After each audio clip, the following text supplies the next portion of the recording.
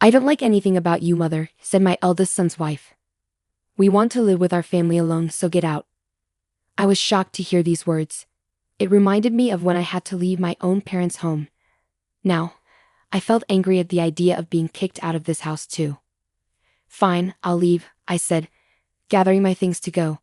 This was too much. I was determined never to forgive my eldest son's wife.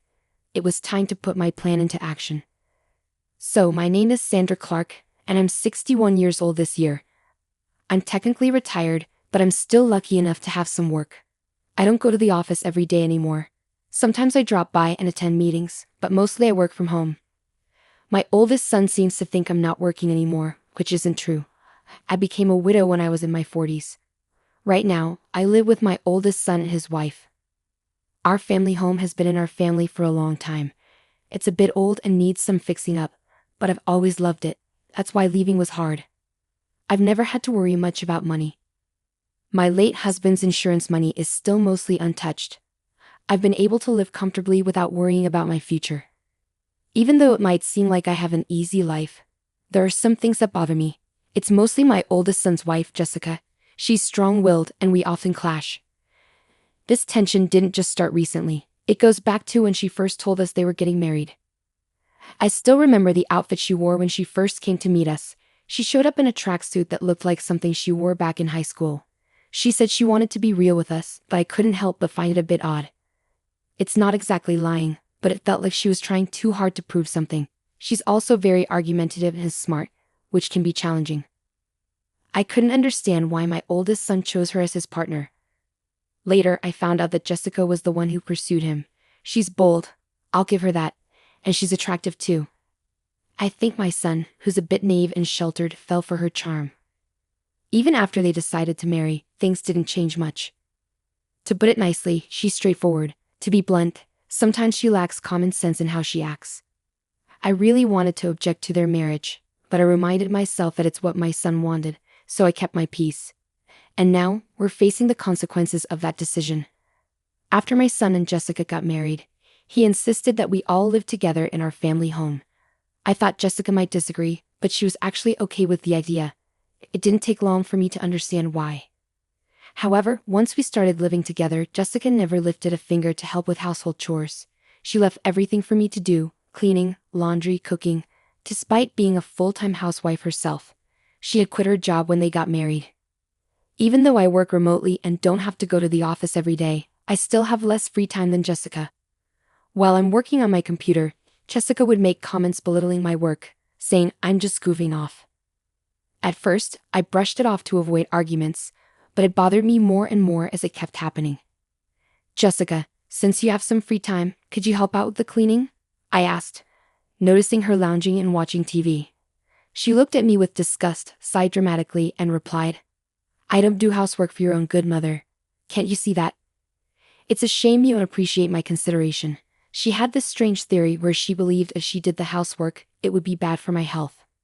According to her, seniors need to stay active, and doing chores would make me sedentary and possibly lead to dementia. So she was actually doing me a favor by letting me handle everything. Her reasoning was so bizarre it gave me a headache. Then she said something even more shocking. "I agreed to live together to keep you from slacking off, mother."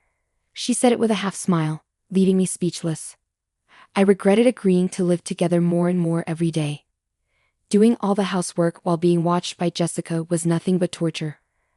Fed up with the situation, I decided to talk to my eldest son, but it wasn't to complain about Jessica. I decided to move to an apartment where I could live alone. The current house we're in is old and has many stairs, which became difficult for me after I hurt my back last year. I talked to my son about the challenges of living here, and then I moved to an apartment. Even though it felt like Jessica pushed me out, I don't regret leaving. The new apartment is a rental. It might be a bit big for just me, but I got a room big enough for my grandchildren to stay in the future. I had the inside designed just the way I like it, and it felt like my own little castle.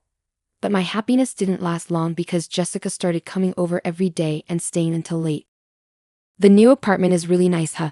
Maybe too big for you, Mom?" Jessica said, lounging on the couch. "Why don't you come back to your old home and do the chores? It's for your health and longevity." It's unbelievable that Jessica is telling me to go back to the old house and do the chores. During the day, she's so self-centered, it's overwhelming. I've already moved out. You need to take responsibility as the wife. I handle all the chores here, and my health checkups are always fine, Jessica. You don't need to worry about me.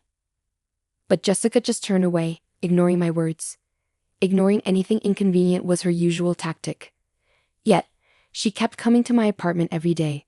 Just recently, she said it's too much trouble to go back home and ended up spending the night. My parents' house and this apartment are only about a 15-minute walk apart. It was my eldest son who suggested I live closer to my parents' house because he was concerned. His concern made me a little sad to leave the old house. One day, after I had been out for work-related errands, I came back in the evening to a surprise. To my shock, Jessica had let herself into my apartment. It seemed she used the spare key I had given to my son without my knowledge.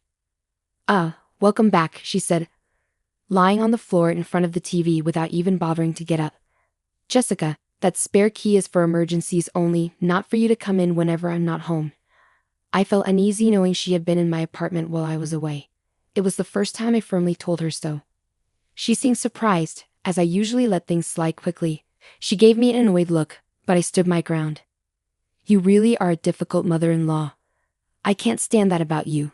Jessica started yelling at me. I can't stand anything about you, not even this apartment. We're a family, so you should leave. With that, she tried to push me out the door. It seemed Jessica couldn't bear the idea of me living in the apartment. She was upset that they were still in the old house while I was here, calling it unfair. James is paying the rent for this place, right? It wouldn't be strange for us, his family, to live here. That's what it means to live beyond your means. Jessica seemed to think my son was covering the rent for the apartment. This explained why she kept showing up here. In her mind, the apartment should have been for her family to live in. Fine, I'll leave, I said firmly, staring her down. I agreed to move out within 3 days, which seemed to surprise her. Right in front of her, I called a moving company and arranged for them to come in 2 days. As Jessica left feeling satisfied, I watched her go, already planning my next move. True to my word, I moved out. My new place was an apartment specifically designed for seniors. I decided to test it out for 2 weeks. I handed over the keys and lease documents to Jessica, asking for a change in the contract through the real estate agent to the landlord. Luckily, I've known the landlord for a long time, so they were flexible and accommodating, which was a relief. My eldest son was furious with Jessica for kicking me out. He's even considering divorce, but Jessica doesn't seem to care. In fact, she started living alone in my apartment, saying, "Well then, let's live separately." I'm amazed at how bold she is. But in 5 days, Jessica will find out the truth. While I was working from home, my phone started ringing incessantly. It was Jessica calling. I had been expecting this, so I had a recorder ready to record the conversation. I pressed the record button and answered the call. "Excuse me, Mother, what's the deal with the rent for this apartment? Why do I have to pay it?" Jessica started ranting as soon as I picked up the phone. She sounded flustered. "Well, Jessica, you're the current leaseholder, so it's only fair that you pay. Is there a problem?" I purposely kept my tone calm and relaxed to annoy Jessica. She seemed even more agitated but didn't back down. "But didn't James used to pay the rent here? We're not even divorced yet, so shouldn't James pay?" Jessica had told my eldest son about the rent issue and he advised her to call me. The truth was, my son had never paid the rent. In fact, I had been financially supporting him. After retiring, I continued working as a consultant and advisor, earning a good salary. I was actually earning more than my son. I had been secretly helping him out because Jessica tended to spend a lot. "It's just a misunderstanding, Jessica. Originally, I was the one paying the rent for that place. I never made James pay a dime." Jessica seemed shocked and caught off guard by the truth. She quickly said what she wanted to and hung up the phone. Right away, I contacted my eldest son and played him the recorded conversation. "I've been putting up with it too, but I can't take it anymore. You feel the same way, don't you?" I knew my son was exhausted from dealing with Jessica's debts. No matter how old he gets, as a parent, I can't help but want to help him out. Some might say I'm too soft, but I think it's just natural as a parent. My son replied quietly, "I'll divorce her, I'm tired too." Then follow my lead. I told him my plan and gave him instructions. First, I asked him to take a few days of paid leave starting today. Then, I told him to quietly move out his important belongings without letting Jessica know. We didn't want her to notice any moving trucks, as she might be nearby. I had instructed him to slowly move his things out during the night, keeping it discreet. The important belongings were taken to a single-family home that I had found as our new residence. This way, the plan progressed without Jessica knowing. 3 days later, Jessica called again, sounding even more flustered than before. "What? Why are you so worked up? Just like last time." I kept my tone deliberately relaxed as Jessica sounded overly anxious, almost in a state of panic. "Mother, our house is up for sale. And I got a call from my parents saying that my belongings have arrived at their house." "What does that mean?" Jessica explained that her parents had received her belongings, and our old house was now on the market. It seemed my eldest son had followed my instructions. He had sent Jessica's things to her parents' house and put our old house up for sale, leaving it empty. The landlord told me that if I can't pay the rent, I should leave. I thought I should consult with James, and when I got home, there were chains and a padlock on the gate, and I couldn't get in. There's even a for sale sign up. Jessica was almost hysterical. It must have been quite a shock for her to come home to. "I've already entered into a sales contract with a realtor. We can't access that house anymore," Jessica had began, ready to express all the pent-up frustration. "Firstly, I'm no longer your mother-in-law, right? Yesterday, James should have filed for divorce. You signed it, didn't you? You and I are strangers now." Yesterday, my eldest son had filed for divorce at the city office. It turns out Jessica had signed the papers a while ago. Threatening divorce seemed to be a tactic she often used. My son used to believe that Jessica would change someday. After all, she was the person he loved enough to marry. He felt trapped into giving in to her threats of divorce, he once told me. But it seems my son has finally realized the truth. He signed the divorce papers, which had always been used as leverage, and submitted them. The divorce has been officially processed. You always used to tell James that you could divorce anytime. Are you happy now that things have turned out your way, Jessica? I could sense Jessica holding her breath on the other end of the phone. She wanted to argue back but seemed lost for words. She must have been feeling frustrated. "Besides, I'm worried about you. After the divorce, how will you manage to live in that apartment without a job? Moving also costs money, and it's tough. How did you even afford it?" Jessica's anger was no longer hidden. She yelled and cursed at me. She had claimed she married my son because of the inheritance he received from my late husband. However, I control all the inheritance and she can't touch a penny of it. Despite marrying to clear debts, she screamed that nothing was going well for her. Of course, I made sure my son listened to this conversation too. If it came to a divorce settlement, I planned to use the recording as evidence. I thought it was the end, so I patiently waited for Jessica to finish her tantrum. She ranted for about 15 minutes without pause. Then, in the end, she started begging me for help, crying. She confessed that she had been disowned by her family.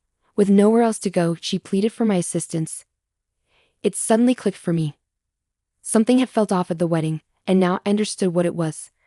Jessica had no place to go, no home to return to. Despite feeling a bit sorry for her, I couldn't ignore the consequences of her actions. Apologizing now won't change anything. We're strangers now. There's nothing more to discuss. Good luck with your life from here on, I said before ending the call with Jessica. I felt a sense of relief afterward. It seems Jessica caused trouble at my eldest son's workplace. He told me things escalated to the point of involving the police when he returned home. Jessica, who had been staying at the apartment without paying rent, had her keys changed by the landlord while she was out. Now, she can't even get into her own apartment. She might have tried to contact me or my son, but we had canceled our phones and got new ones with new numbers. I can only imagine the despair she felt when she realized she couldn't reach us no matter how many times she tried. We didn't give her our new address either, so she can't reach us that way. After causing a scene at my son's company, she was issued a restraining order. With no other options, it seems Jessica turned to her disowned family for help. However, when she returned home, she was met with a shocking sight. The luggage I had sent to her family's house was left out in the rain in the backyard, and she wasn't even allowed inside the house. It's likely that the unpaid rent for the apartment had been billed to her parents, adding to their anger. I heard rumors that she's currently staying in an apartment provided by an organization that supports homeless people. Without the ability to spend as she did before, she seems stressed when I pass her on the street. I was stunned to see how much her hair had turned white and how dry her skin looked. She had changed so much. I hardly recognized Jessica at first. It made me realize just how much a change in living conditions can affect a person. I've started a new life in the house I bought with my late husband's inheritance. It's a duplex, so my son can remarry whenever he wants. For now, he joins me for dinner, but otherwise, he takes care of his own things. I've found that this distance works well for us. The money from selling my parents' home is safe for future needs. I plan to use it for my son and his future wife when they marry. And of course, I'll keep some aside for any future grandchildren. I'm thinking of creating the English garden I've always dreamed of in my new home. On days when I'm not working, I spend time in the garden, caring for the young trees and herbs. This new life, filled with hope, has become my daily routine.